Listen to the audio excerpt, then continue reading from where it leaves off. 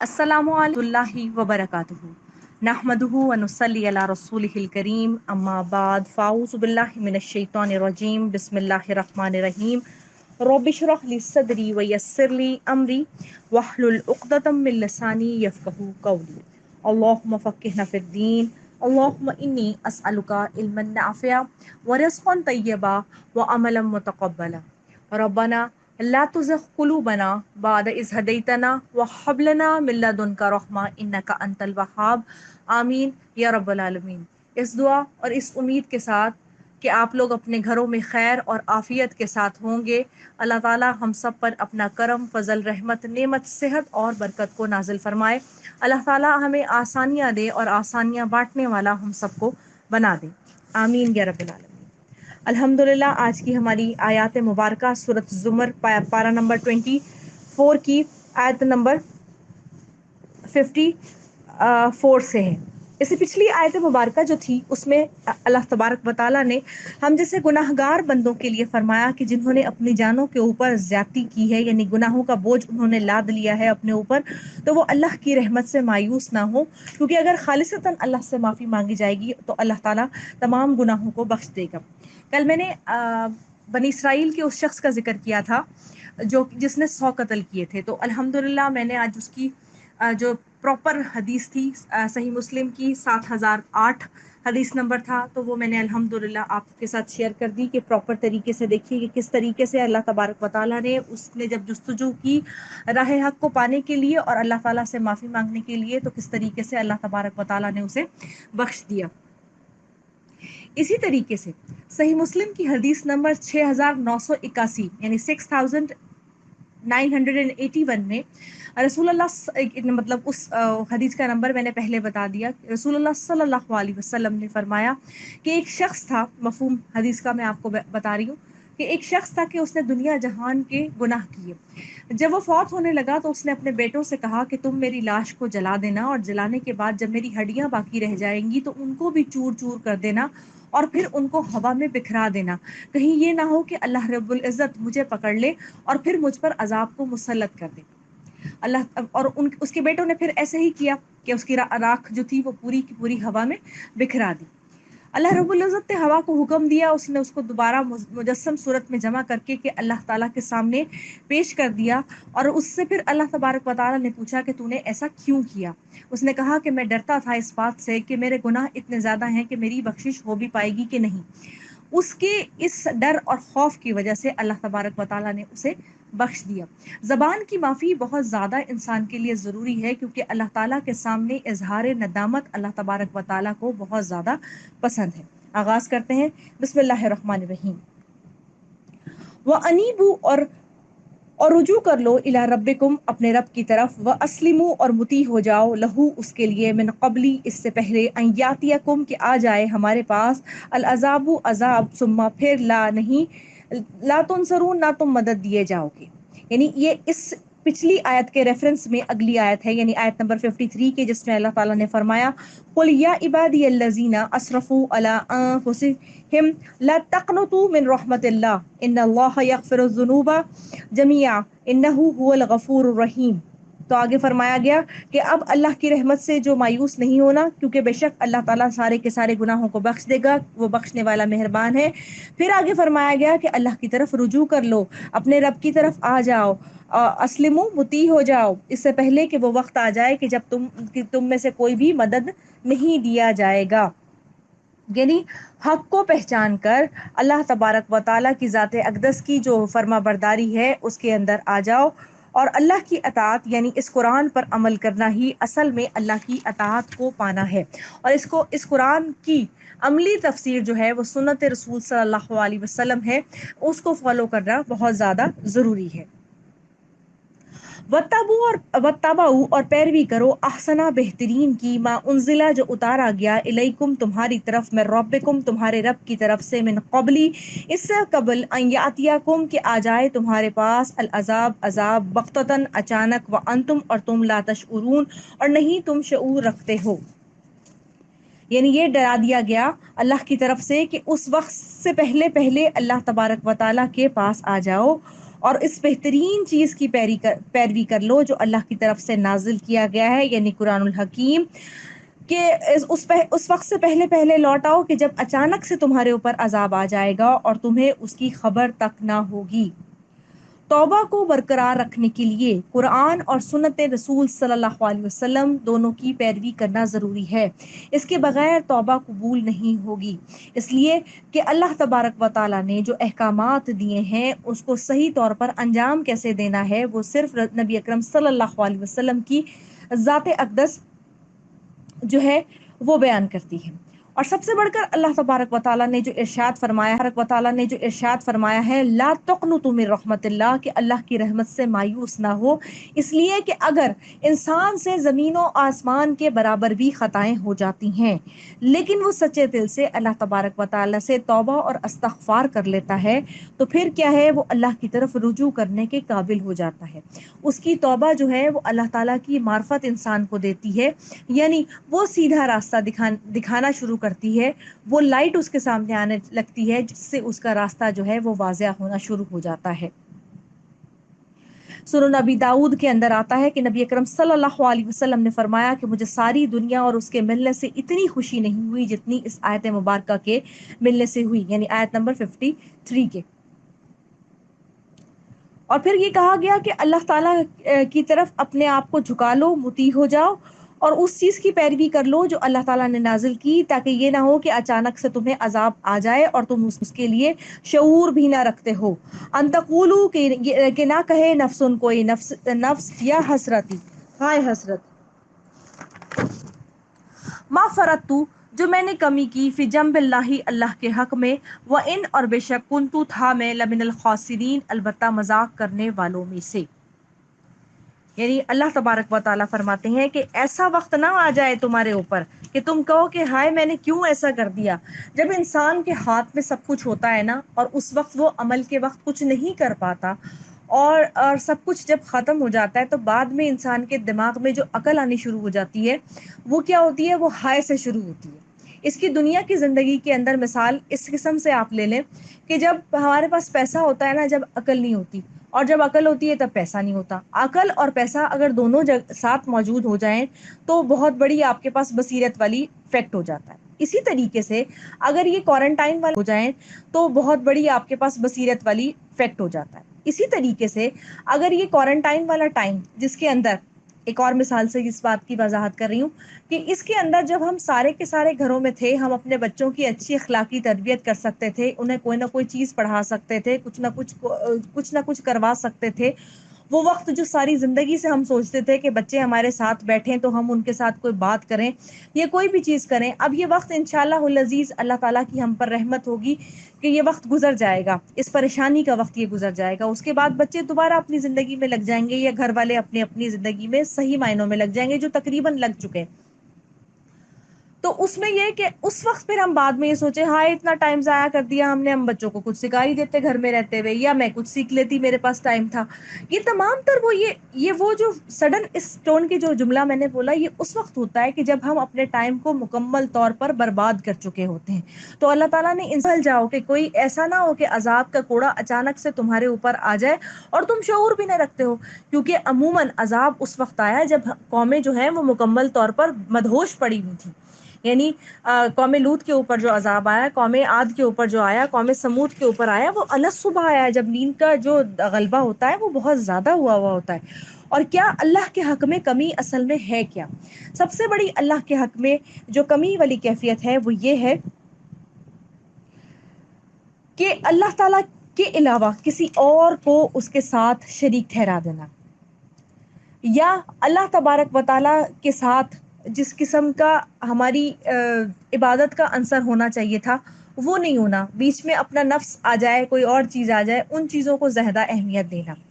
پھر سب سے بڑی بات یہ جو قرآن الحکیم اللہ تبارک و تعالیٰ کی کتاب ہے، اس کے ساتھ نعوذ باللہ نا انصافی کرنا، مطلب یہ کہ اللہ تعالیٰ نے یہ ہمیں حق میں سجانے کے لیے، خوبصورت جزدان چڑھانے کے لیے نہیں دی، بلکہ کیا ہمیں سمجھانے کے لیے یہ کتاب دی کہ ہمیں جو ہے وہ مکمل طور پر بات سمجھ آ جائے۔ اچھا، پھر یہ چیز ہے کہ اگر ایسا نہیں ہوگا تو کیا ہوگا کہ وہ لوگ سوچیں گے کہ ہم تو اس کا مذاق اڑانے والے تھے۔ خاسرین مطلب مذاق اڑانے والے تھے. اچھا مذاق اڑانے والے کیسے تھے؟ کہ حق کو سمجھ ہی نہیں پا رہے تھے. اگر کوئی گناہ چھوڑ کر زندگی بدل کر اللہ کی طرف رجوع کر لے تو لوگ چھوڑتے نہیں ہیں، ماضی کو یاد دلاتے رہتے ہیں. ٹھیک ہے. اور پھر جو ہے کیا کہتے ہیں، انسان جو ہے وہ واپس سوچتا ہے کہ میں کیوں آ گیا تھا، اور اس کو ڈی موٹیویٹ کرتے رہتے ہیں. کیونکہ پہلے تو تم ایسے تھے، اب دیکھو تم کیا کرنے لگ گئے ہو. پہلے تو تم ٹخنوں سے نیچے شلوار کر کے چلتے ہوتے تھے، اب تمہیں پتہ نہیں کیا ہو گیا ہے، ٹخنوں سے اوپر شلوار ہونی شروع ہو گئی ہے. یہ راستے کے اندر پانی تو نہیں ہے جو ٹخنوں سے اتنی اونچی شلوار کی ہوئی ہے، تو نہیں ہے جو ٹخنوں سے اتنی اونچی شلوار کی ہوئی ہے. یعنی آپ سنت کے کسی بھی رول کے اوپر فالو کرنا اس کو شروع کر دیں، دنیا آپ کو طرح طرح کی باتیں بنانا شروع کر دے گی. یہ کیا ہے؟ یہ مذاق اڑانے کے تمام تر وہ ایلیمنٹ ہیں جس سے کہا جاتا ہے. اور اگر اس چیز کو انسان یہ سمجھ لے، یعنی اس سینس میں اگر یہ سمجھ لے کہ میں مذاق اڑانے والا نہ بنوں اور ان لوگوں کی باتوں کا میں اپنے اوپر اثر نہ لوں، تو وہ انیبو الی اللہ کی جو کیفیت ہے نا کہ اللہ کی طرف رجوع کر لو، وہ بڑی جلدی آنے لگ جائے گی. اس لیے کہ آپ صلی اللہ علیہ وسلم نے فرمایا کہ جس کو یقین ہو جائے کہ میں گناہوں کو، یعنی اللہ تعالیٰ گناہوں کو آپ صلی اللہ علیہ وسلم نے فرمایا کہ اللہ تعالیٰ فرماتے ہیں کہ جس کو یقین ہو جائے کہ میں گناہوں کو معاف کرنے پر قادر ہوں تو میں اس کو معاف کر دوں گا، اگر اس نے شرک نہ کیا ہو اور مجھے اس کی قطعاً پرواہ بھی نہیں ہے. غصہ کرتے ہوئے کرتے ہیں. اور جو بار بار کہا گیا نا کہ اللہ کے حق میں کمی نہ کرو، اس کی عبادت میں کمی نہ کرو، اس کے ساتھ شرک نہ کرو، اس کی بتائے ہوئے احکامات کو نمبر 1 فوقیت کے اوپر رکھو، اور باقی چیزوں کو بھی رکھو. یہاں پہ اگرچہ اس درمیان میں بات کرنے والی نہیں ہے، لیکن مجھے خاسرین سے ایک بات یاد آئی جو کہ میں چاہ رہی ہوں کہ میں کروں اس موقع پہ. آج کل آپ بہت ساری چیزوں کو سوشل میڈیا پہ جس طریقے سے دیکھ رہے ہوں گے، تو اس میں آپ کو ایک خاص قسم کی کوئی فلم یا کچھ بھی وہ چیز ہے عجیب سی، اس کا آپ کو ذکر آ رہا ہوگا جس میں برقعے کو بڑا مذاق کے عنصر کے اندر جو ہے وہ پیدا کیا ہے. یہ پتہ ہے یہ جتنی بھی چیزیں ہیں نا یہ احکام اللہ کی، شاعر اللہ کی سینس کے اندر آتی ہیں. اگر ہم نے انہی چیزوں کا مذاق اڑانا شروع کر دیا نا، یہ ہمارے لیے باعث وبال بن جائیں گی. یہ جو ابھی کا وبال ہمارے اوپر کھڑا ہوا ہے نا، یہ اس فتنے کی وجہ سے بھی کھڑا ہوا ہے جس کے لیے ہم نے بڑے آرام سے لوگوں کی بدزبانیوں کو سنا کہ میرا جسم میری مرضی اور اس طرح کی یہ چیزیں. یہ ہر وہ چیز جو اللہ تبارک و تعالیٰ کے احکامات کے خلاف ہوتی ہے، جو مذاق اڑانے والی چیزیں ہوتی ہیں، تو پھر یہی اللہ تعالیٰ نے کہا کہ وقت ہے ابھی بھی. اس وقت نہ کہنا کہ ہائے افسوس کہ میں نے اللہ کی بات کے اندر کیوں کمی کر دی، میں کر لیتا. تو یہ وہ ساری کی ساری چیزیں ہیں جو کہ ابھی بتائی جا رہی ہیں. بار بار اللہ تبارک و تعالیٰ کھول کھول کر بیان کر رہا ہے کہ ابھی وقت ہے، ابھی پلٹ آؤ، ابھی لوٹ آؤ، ابھی سنبھل جاؤ. یہ ساری کی ساری چیزیں جو ہے وہ اللہ تعالیٰ سے دور لے کر جا رہی ہیں. جو دنیا داری ہے، شیطان کے راستے جو ہیں، چمک دھمک کے راستے جو ہیں، اللہ کا دین بہت سادہ اور بہت ہی آسان ہے. ہاں چلنے کے لیے لوگوں نے مشکل ضرور بنا دیا ہے اس کے اوپر، کہ دنیا یہ سمجھتی ہے کہ آپ جو ہے جو ایک خاص قسم کی لباس کے اندر آ جائیں گے. ہمارا کوئی خاص لباس نہیں ہے. ہمارا لباس جو ہے اللہ تعالیٰ ہم سب کو تقویٰ کا لباس پہننا نصیب فرمائے، اور سب کو تقویٰ کا لباس پہننا نصیب فرمائے. اور واقعی جو ہمارے ظاہر کے اندر نظر آ رہا ہے وہ ہمارے باطن کے اندر بھی نظر آ جائے. آمین. او یا تقولو کہے گا لو کہ بے شک ان اللہ ہدانی ہدایت دیتا مجھ کو، لکنتو البتہ میں ہوتا من المتقین تقوی والوں میں سے. یعنی اس وقت بھی ڈٹائی کا یا بلیم کرنے کا انداز آپ دیکھیں کہ اللہ مجھے بھی ہدایت دیتا تو میں بھی تقوی والوں میں سے ہو ہی جاتا. حالانکہ کیا ہے کہ جو انسان جستجو نہیں کرتا نا اپنے لیے کہ وہ جو ہے کوئی راہ حق کو پالے، تو اس کو کبھی ہدایت بھی نصیب نہیں ہوتی. یعنی اگر اللہ مجھے ہدایت دے دیتا تو میں شرک اور معصیت سے بچ جاتا. یہ اسی طرح ہے کہ جیسے کہ مشرکین نے سورۃ الانعام کے اندر بھی کہا، آیت نمبر 148 کے اندر، کہ اگر اللہ چاہتا تو ہم شرک نہ کرتے. اور یہ ان کا وہ والا بات ہے کہ جب جو ہے ان سے کچھ بن نہیں پڑی تھی بات، تو ایک آواز آ رہی ہے کہ اٹھو، حق کی صدا آ رہی ہے، اسے لے لو. لیکن کیا ہوا، ایک بندہ سویا ہوا ہے، سویا ہوا ہے، سویا ہوا ہے، کان میں اس کی آواز آ رہی ہے لیکن آنکھیں بند کر کے ڈھیٹ بن کے پڑا ہوا ہے۔ اور پھر کیا ہوا، جب وقت گزر گیا اور لوگوں کو اس نے دیکھا کہ دیکھو جی یہ تو اناؤنسمنٹ کچھ ہو رہی تھی اور مجھے سب کچھ مل گیا، یعنی دوسروں کو کچھ مل گیا، تو اس کے بعد کیا ہوا، اس نے کہا کہ تم نے جب خود لیا تھا تو مجھے بھی اٹھا دیتے، حالانکہ آواز تو اس کے کانوں میں بھی آ رہی تھی۔ تو اس طرح کی وہ باتیں جب کریں گے جب ان سے کوئی کسی قسم کی کوئی بات بن نہیں پائے گی۔ او یا تقولو، یا کہے گا، ہینا وقت رال عذاب کی عذاب دیکھنے کے، لو کاش انا بے شک لی میرے لیے کرتن ایک بار ہوتا پلٹنا، فاکونا تو میں ہو جاتا من المحسنین نیکوکاروں میں سے۔ یعنی وہ یہ کہیں گے ایک دفعہ مجھے بس موقع مل جائے واپس جانے کے لیے تو میں جو ہوں نا وہ نیکوکاروں میں سے ہو جاؤں۔ اللہ تبارک و تعالیٰ نے انسان کو اس لیے پیدا کیا، جیسے سورہ ملک میں اللہ تعالیٰ نے ارشاد فرمایا، لیبلوکم ایکم احسن عملا۔ اللہ تعالیٰ نے قرآن میں واضح الفاظ میں بتا دیا کہ میں نے تمہیں بنایا اس لیے کہ میں آزما سکوں کہ تم میں سے بہترین عمل کون کرتا ہے۔ عمل کرنے کے لیے نا ایک لامتناہی پیریڈ کبھی بھی زندگی کا نہیں ملتا۔ زندگی میں ایک خاص مدت عمل ہم سب کو ملتی ہے جس میں ہمیں کچھ نہ کچھ کرنا ہوتا ہے، خواہ وہ ہمارا بچپن کا ٹائم پیریڈ ہو، خواہ ہماری جوانی ہو، یا وہ اس سے زیادہ نوجوانی ہو، یا پھر جوانی ہو، یا اس میں ادھیڑ پن کی عمر ہو، وہ بھی نصیب سے آہستہ آہستہ اگر ہمیں مل جائے تو۔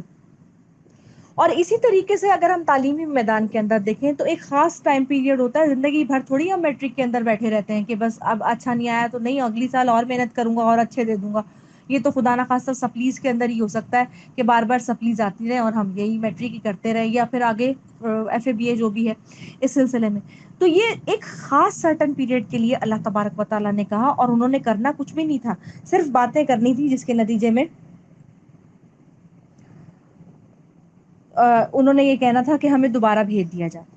بلا کیوں نہیں، کا تحقیق جاعت کا آئیں تیرے پاس آیاتی میری آیات، فکذبت تو نے جھٹلایا، بہا ان کو، واستکبرتا اور تکبر کیا تو نے ان کا، وکنتو اور تھا تو من الکافرین کافروں میں سے۔ اللہ تعالیٰ اس دن بھی کہیں گے کہ میری آیات تیرے پاس آئی تھیں لیکن تو نے تکبر کیا اور کافروں میں سے ہو گئے، اس لیے کہ حق کی جو صدا ہے وہ ہر وقت کہیں نہ کہیں کسی نہ کسی جگہ سے اللہ تبارک و تعالیٰ کے حکم سے چلتی رہتی ہے، اور یہ جو حق ہے یہی انسان کا اصل ہے۔ یہ اللہ تعالیٰ اصل میں ان کی خواہش کا جواب دے رہے ہیں، لیکن کیونکہ دنیا میں وہ تو اپنی عیش و عشرت کی زندگی اور تکبر کے اندر پڑے ہوئے تھے اس لیے انہوں نے سنا نہیں، اور خاسرین کیا، مذاق اڑانے والے تھے۔ وہ یوم القیامتی، اور قیامت کے دن، ترى الذین، تم دیکھو گے، الذین ان لوگوں کو، کذبوا جنہوں نے جھوٹ بولا، اللہ اللہ کے پر، وجوہہم چہرے ان کے، مسودۃ سیاہ ہوں گے، الیسا کیا نہیں ہے، فی جہنم جہنم، مسون ٹھکانہ، للمتکبرین تکبر کرنے والوں کے لیے۔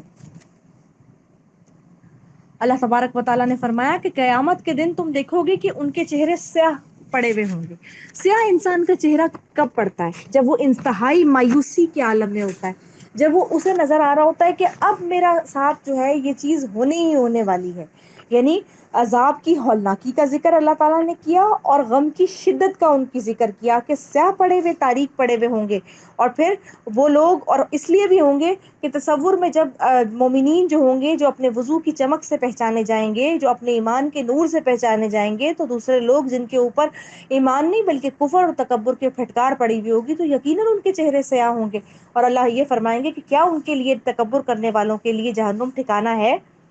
یعنی کہ سواریہ انداز میں ان کو یہ بتایا گیا کہ تمہارا ٹھکانہ اصل میں یہی ہے۔ وَيُنَجِّ اللَّهُ، اور بچا لے گا اللہ تعالیٰ، الَّذِينَ ان لوگوں کو، اتَّقَوْا جنہوں نے تقوی اختیار کیا، بِمَفَازَتِهِمْ ساتھ ان کی کامیابی کے، لا نہیں یمسہم السوء نہیں چھوئے گی ان کو کوئی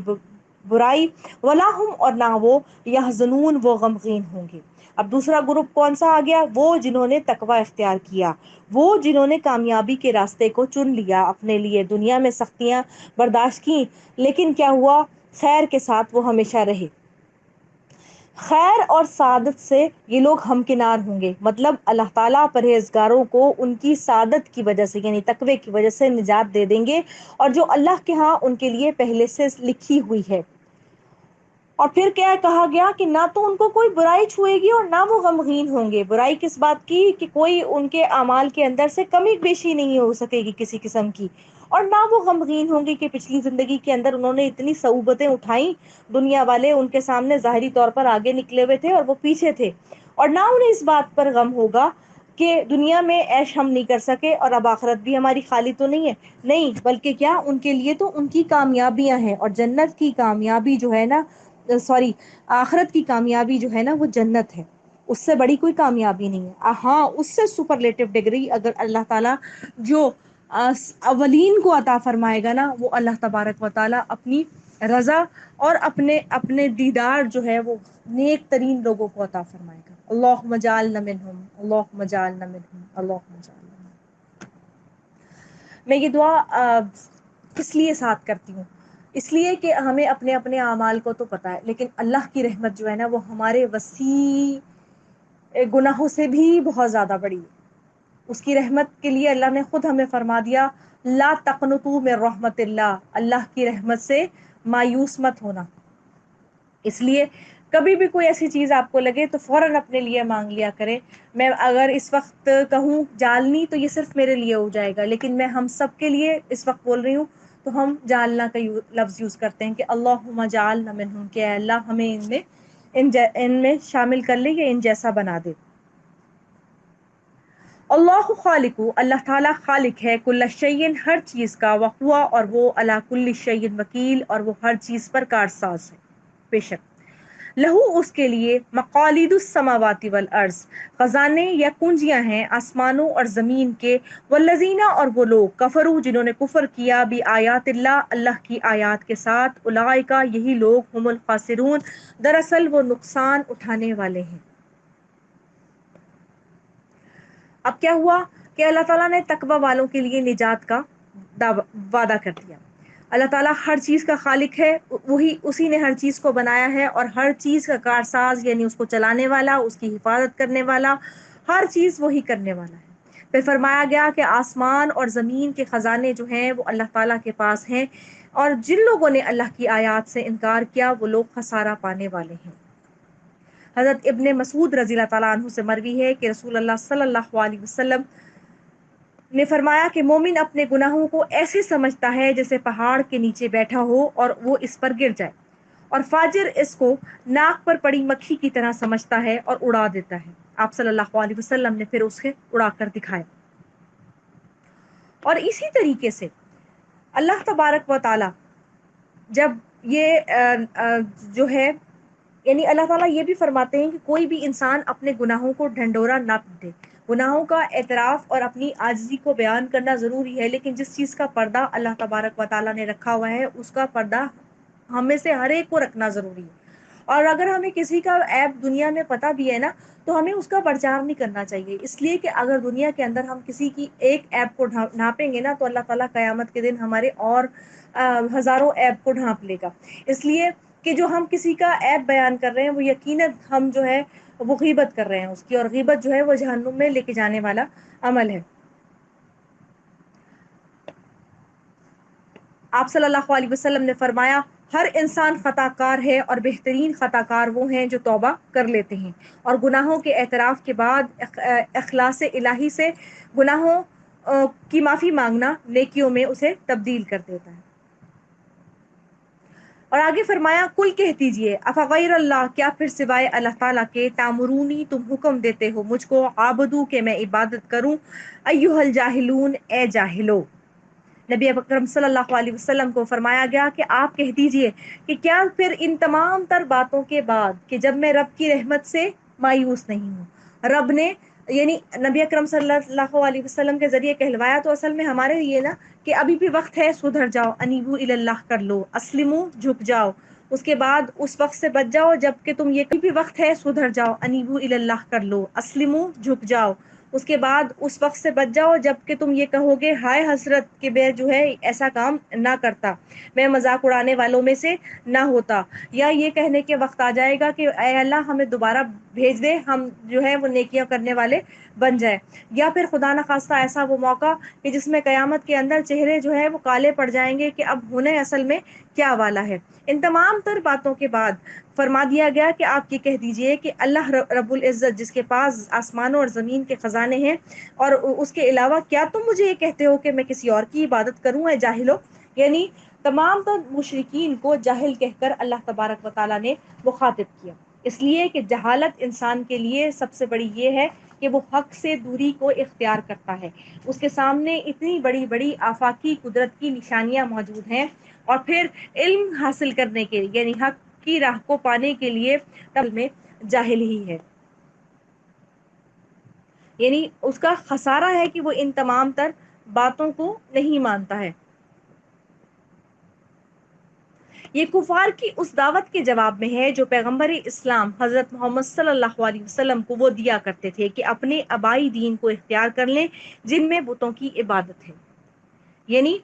جاہلون کس لیے کہا گیا؟ اس لیے کہ وہ غیر اللہ کی طرف بلاتے تھے، وہ عالم نہیں تھے، جاہل تھے، خواہ ان کا بلانا کتنا ہی خوبصورت کیوں نہ ہو، اور یہ بلانا ہر اس شخص کا ہے جو اللہ کے علاوہ کسی اور سے جوڑنے کی کوشش کرتا ہے، جو وہ یہ چاہتا ہے کہ درمیان کے میں کوئی نہ کوئی لے کر ایسا آ جائے کہ اس کی اطاعت جو ہے وہ اللہ کی اطاعت سے بڑھ کر ہو جائے، یا صاف الفاظ میں اگر میں یہ کہوں تو میں کسی ایسے شخص کی بیعت کر لوں اور اس کے بعد وہ جو جیسے جیسے مجھے کہتا جائے وہ میں کرتی چلی جاؤں، نعوذ باللہ۔ اور اچھا اس صورت میں کیا ہوگا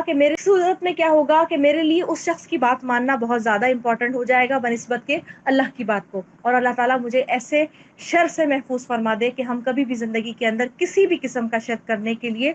ہوں، اللہ تبارک و تعالیٰ ہمیں معاف فرما دے۔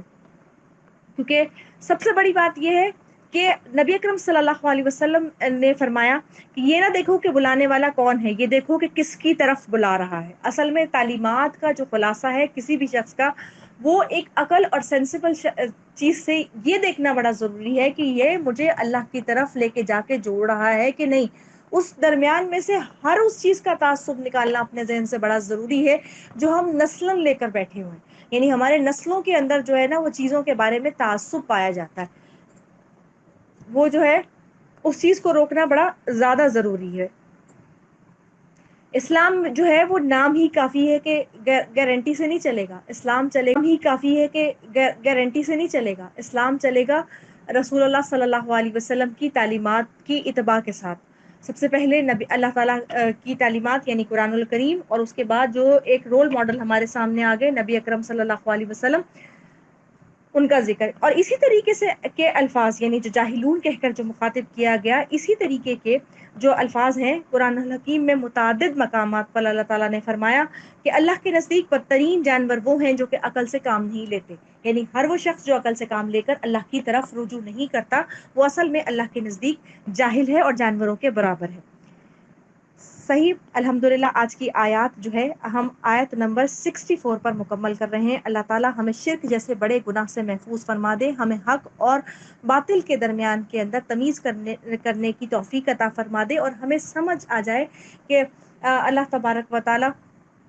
کی کیا سچائی ہے کہ جس پر ہم چلیں۔ اللہ تعالیٰ ہم سب کا حامی و ناصر ہو۔ اللہم آنس فاشتی فی قبری، اللہم ارحمنی بالقرآن العظیم وجعلہ لی اماما و نورا و ہدی و رحمہ، اللہم ذکرنی منہ ما نسیت وعلمنی منہ ما جہلت وارزقنی تلاوتہ آناء اللیل و آناء النہار واجعلہ لی حجۃ یا رب العالمین۔ سبحانک اللہم و بحمدک، نشہد ان لا الہ الا انت، نستغفرک۔